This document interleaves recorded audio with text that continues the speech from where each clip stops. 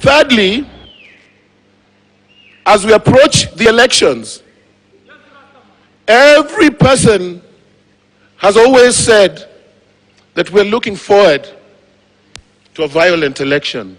And that has been the case. And when there has been violence, it has been accused on those who smoke marijuana. Not true. That's a lie. For anybody, I went round with the party leadership through Western Kenya, through Kisumu, into every slum where I was born, in Nyalenda, Obunga, Kondele Massive. Not a single stone, not a single insult, no pleas for money, just peace and one love. Just peace and one love. So I speak to a constituency that has been sat on, that has been shut on, that has been spat on, but one that has stayed resilient to their call for a better nation, a healthier nation, and a wealthier nation.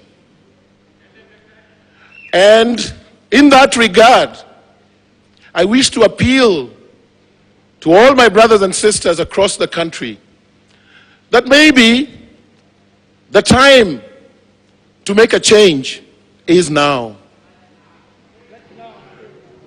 If there is any doctor or teacher or pupil who believes in a greater future and a better future where everybody has an equal chance to have money in their pocket because they own a half an acre, that time is now.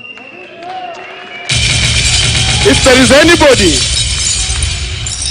if there is any soldier or policeman in this room who is driven by the spirit of nationalism and who would love to wear uniforms that will last for 30 years or 20 years, grown in a military farm or grown locally to make our uniforms locally and in the ideal or pursuit of self-sufficiency, then that time is now.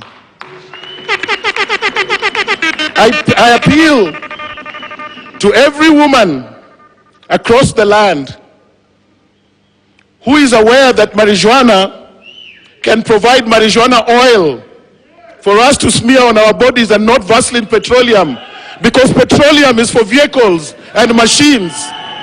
Anybody who requires organic medicine and organic oil, then that time of liberation is now.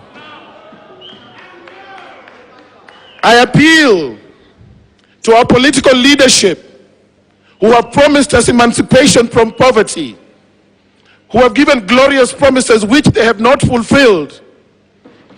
If they're truly and in their hearts convinced that they love this country as a shared space, where there is space for those who use and those who don't use, where there is space for those who believe in what we believe and those who do not believe, then their time to make a change is now.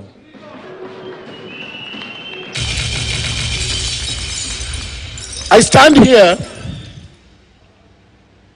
with a lot of pride to be part of a party and part of a team that has chosen a way that today is being seen as progressive universally, but that yesterday was seen as backward and retrogressive. I appreciate you, my brothers and sisters, with all the love that I can. I appreciate you for your resilience, because many people say that the Rasta man did not have a voice, and I said that let's give the Rasta man his voice once again. Now is the time, my brothers, now is the time, my sisters, to appreciate that God is the sole provider of all crops and plants. And it is Him who gave us this beautiful plant, which we all know what can do. By the time it gets to a stage where one presidential candidate has called himself Buffalo Soldier. Another one has said he's a reggae man.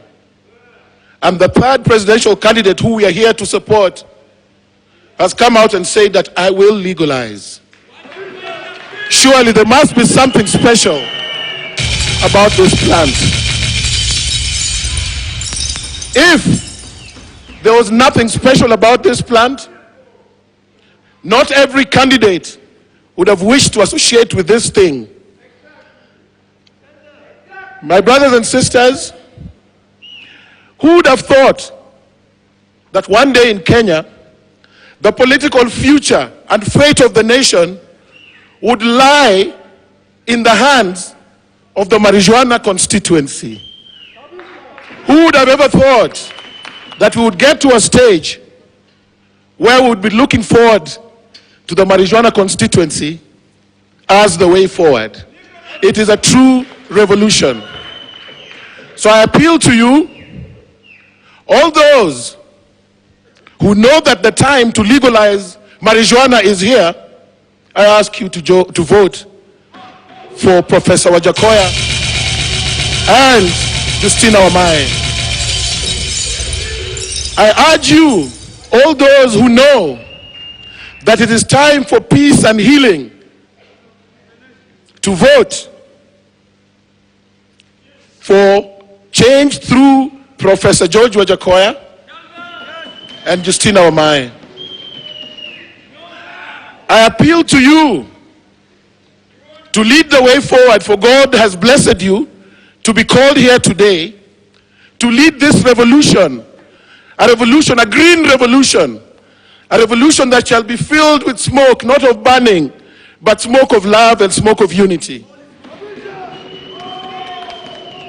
I appeal to your greater sense of discipline, that in doing everything we do, and as long as I have done it since I started, I have tried to walk and talk through the narrow path of the law, even though it has been difficult. We have no reason to fight with our brothers and sisters.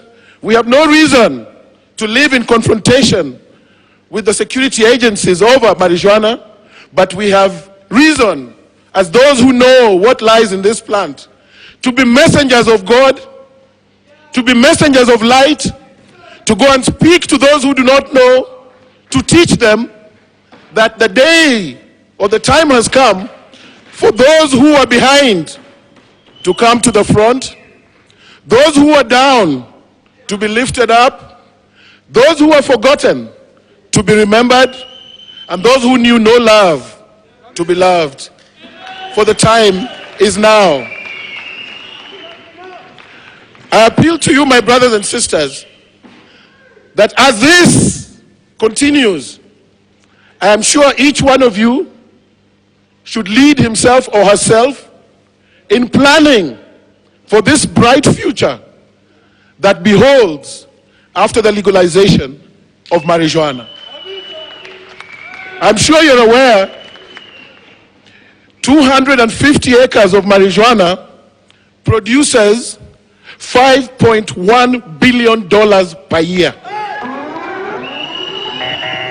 It is considered the world's most profitable cash, food, industrial, and spiritual crop. From the roots of marijuana